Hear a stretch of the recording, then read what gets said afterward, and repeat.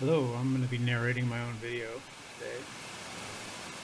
The purpose of this is a how-to video on what to pack for camping and kayak camping in general. These first few scenes here are, I think, is one of the most spectacular kayaking spots on planet Earth, northwest coast of Washington. And it's a very remote region. To get there is at least 2-3 hour paddle from the nearest launch. You may even have to launch through the surf to get access if you're going to go in from the south.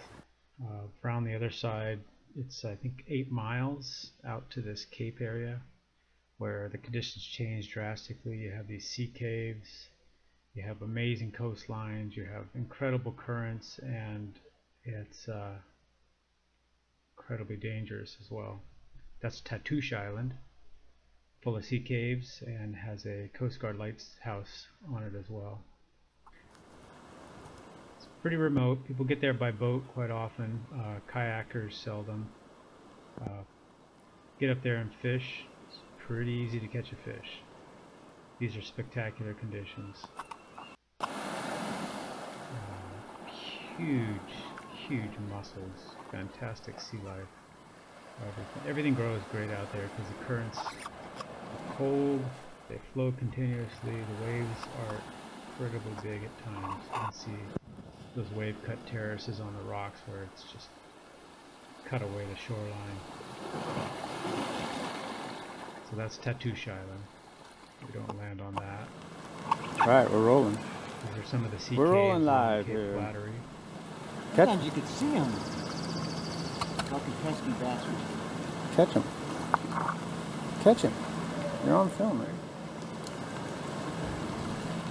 And what I'm going to show you in this video, kind of up here in a few seconds, is what I pack, what categories I look at, and what the basic gear that I take, and without overloading you with too much minutia about what foods to bring, what other stuff. So you can see the currents there, current lines and the boils. There's a lot of water moving underneath me, and this is very mellow for that section. It gets much worse.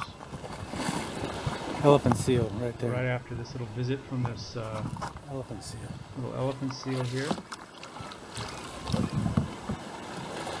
going to go right into talking about what I pack for sea kayak camping. He's a baby. There he is.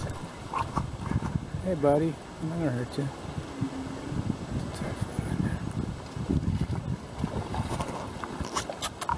Hey, I'm not gonna hurt you. I'm going back.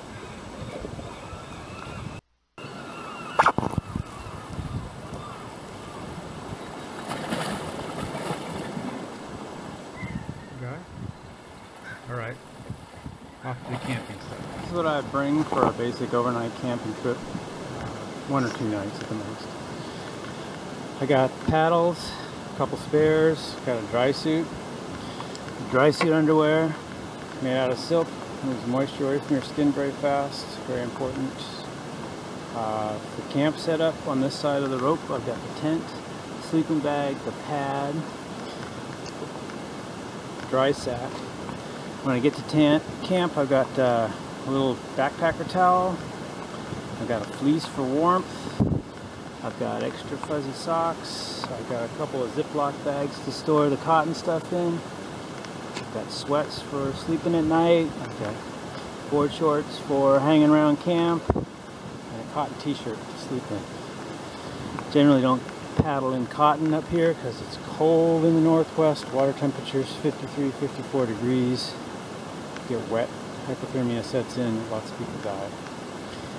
This middle section of the rope is generally my base camp gear for cooking and cleaning, personal hygiene, that sort of thing. So I'll bring water. Longer trip I will bring a water filter, but for one night I generally get by with a gallon.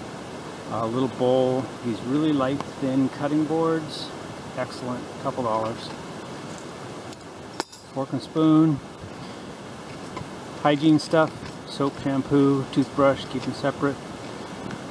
little coffee cup for drinking coffee. This is my little kitchen box. Inside my kitchen box I'll use an onion, some garlic, some coffee in a jar, maybe some quick energy food, protein bars, maybe something like tortillas or bread, a little bit of olive oil, salt, maybe a little more garlic. All fits in there. These O-ring tops are great. Keep it nice and sealed up. Lots of companies make these. I think Porter Powell is what I use, some sailboat thing. A couple extra quarts of water. This pot is pretty important. It's got a good non-stick surface. It's a high quality pot even though it's a fondue pot. Nice stout handle on it. It's not light, but it works really, really well for cooking fish and rice. The other thing I can't live without is a very light aluminum tea kettle, and its only job is to boil water. Do not heat food in there, do not reheat coffee in there. It keeps it clean. Really simple stoves. Butane stove. These guys cost about 10 bucks on Amazon, right? An extra fuel cell in case that goes out. So that's my basic kitchen gear without food. I go over here. I call this my kayak stuff. And a little sun protection hat, a little medical kit with band-aids, crazy glue, extra lighter and fire starter for emergencies, whatever you want. A little Neosporin, medical tape. That generally stays in this box here, which always goes with me. That's got my cell phone in it, cell phone charger. It's got a little backup radio receiver. I can get weather reports on that. Real simple. Electrical tape. Spare batteries for the camera. Spare SD card for the camera. Right. A little more sun protection. Screwdrivers, cutters. Spare batteries for the GPS, pens, a lighter, every nut and bolt size that fits your kayak. It's my kayak, by the way. This has saved me a couple times. Get it out here. It's a little mini Leatherman tool, backup knife and pliers, just other miscellaneous stuff, screwdrivers, extra carabiner, very important, a little fillet knife, not a fillet knife, a bait knife, really is small. I use that for everything from cutting bait to filleting fish. Maybe a little backup razor knife, because I have to cut something open. It's a really sharp blade, like myself. That's it. Little screwdrivers for electronics repairs. Put that aside. This is important. I have a GPS in here. This is another little box that's sealed. I keep a rag in, keep it dry. My navigation tool. I also keep a compass somewhere, usually. A flare gun for emergencies, flares. On a bigger trip I might carry something like a Pelican case, and I'll keep a bunch of stuff in there. But not so important on smaller trips. I'll use a dry bag like that to hold all this other stuff in, like the flare gun, and that goes in there. GPS is generally in my cockpit. So, real simple. That's it without food, and basically comes down to kayak stuff, kitchen stuff, clothing and sleeping stuff, and kayaking stuff. Basic necessities. Okay, did you get all that? Well, this is Canoe Slide Beach out on the coast. It's a great place to camp. I'm going to camp there in the fog in just a minute. I'll run through a lot of the equipment I just showed you. These are some clips from fishing with my buddy. Back in the rock garden. Pick up a black rockfish. Look at that donkey. Yeah, baby. These are pretty easy to catch. I'm going to fillet one for dinner. And I'm camping here. Now I'm back on Canoe Slide Beach in the fog by myself. I have to navigate in by GPS at this point because just offshore it's really thick fog. It's a gorgeous beach. It's possible to hike down there, but it's quite an effort. Thick, dense forest.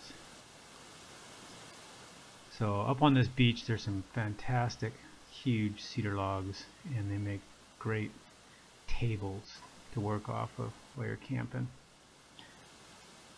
So I'm changed into my casual attire here, and I've got all my kayak clothing stretched out: the dry suit, the spray skirt, the booties, the base layer, PFD, cleaned up, washed up with a little bit of water that I brought in that bottle, and a camp towel, some extra clothing. Keep that in a Ziploc bag, nice and dry. Other end of the log, I've got my salmon fishing gear, which I go into all the time when I'm fishing. But on this I'll just talk about camping. So I've got that rockfish all cleaned out, put in the pot. I've got my immediate box there. It's got my toothbrush, cell phone, lighter, my little knife, all my little bits and everything. Got some fork and knife. Got my snacks, high energy food. I only had to pack for an overnight, so this one went as light as possible. I don't want to just eat dates and coffee all night, so I brought a little bag of rice in there somewhere. There's some dry clothes, extra rags. Put that down there. There's my tea kettle. I never make tea, I always drink coffee because I'm from Seattle.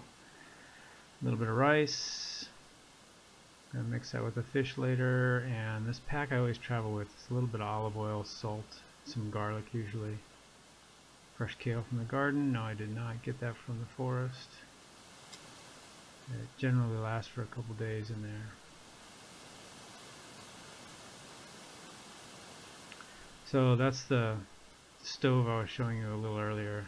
It's a real simple butane stove with extra water, coffee mug, some almonds for quick snacks. In that little box I have sandwiches that I made up, put inside a box and put in Ziploc.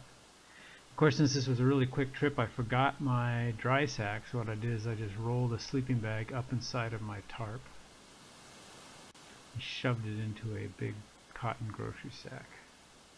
And my little clothes from around the tent, but it was pretty cool that evening, so I didn't really wear shorts. A little extra water, as many separate water containers as possible because they will leak eventually. Some flip-flops for kicking around camp, the kayaking stuff, and in lieu of a dry bag, since this trip was a very last-minute thing, I used to use a bread sack, and inside the bread sack I have some smaller Ziploc bags where I put the cotton stuff in. There we go. Yeah, so I keep the Ziploc bag and I shoved it in the dry sack, which is made out of a bread sack in this case. And it worked. I just shoved it into the part of the cockpit that I knew would stay fairly dry, or up in the hull, and kept it out of the wet spots and didn't have an issue. So that's generally all the stuff I bring and how I use it. So on this trip I didn't bring a tent, which I usually do, but I knew the weather was going to be dry, and I knew this beach had really nice soft clean sand. I wouldn't be sleeping on rocks or barnacles or anything. So what I basically do is I make myself a little trough, sweeping it out like that. I don't know, for some reason I always like to sleep with my head facing north. My little emergency blanket works really well for this. It's a little wide, you know, it's wide enough I can sleep on it and not roll around in the sand, get a lot of sand in my sleeping bag and that sort of thing. But generally sleep pretty well here. So no tent needed. If you know the weather is going to be dry and fairly warm, I have a great night's sleep out here. I love this beach. There it is. I'll use my fleece as a pillow, and that's absolutely minimal camping gear. It's a beautiful evening, and I had it all to myself. I didn't see anybody down on the beach that night. This is basically how I cook a quick camp dinner. I'll catch a fish, and now if I didn't catch a fish, I'd just be eating rice for dinner.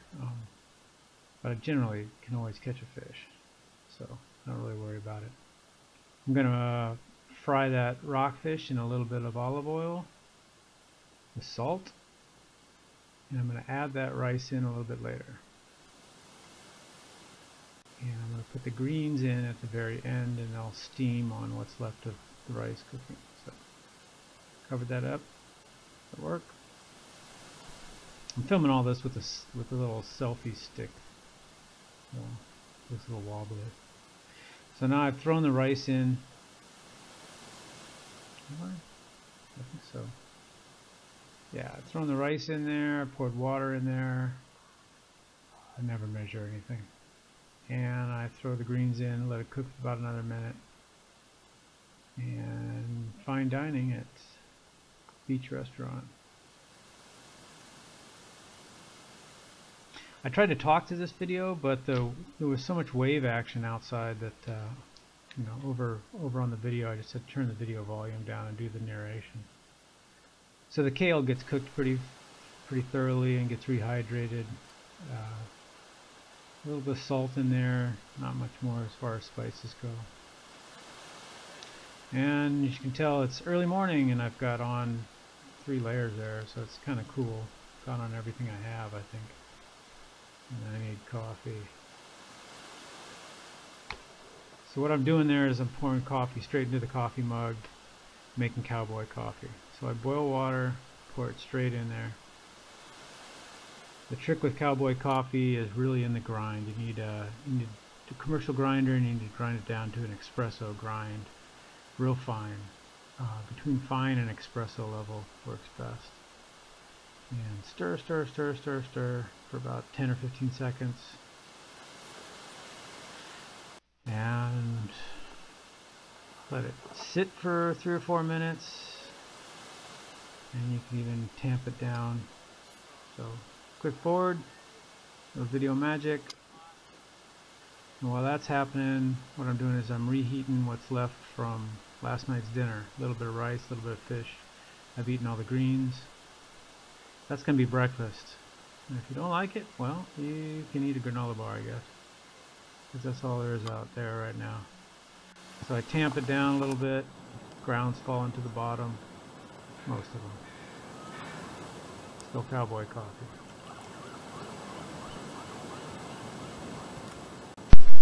Okay, that sums it up. My camping how-to video, the spectacular northwest coast. Yeah, rock features, coastline like I've never seen. Beautiful, beautiful day here. I think this was in June of 2014. Been a lot rougher in 2015. Very difficult to get up into this region. So, if you do make it, be very respectful of the environment. Leave no trash, nothing behind but footprints. You might want to take a look at some of my videos of Alaska if you've watched all the way through this one. It's on my YouTube channel, and I appreciate all the comments you make. Subscribe if you can, and thank you very much for watching.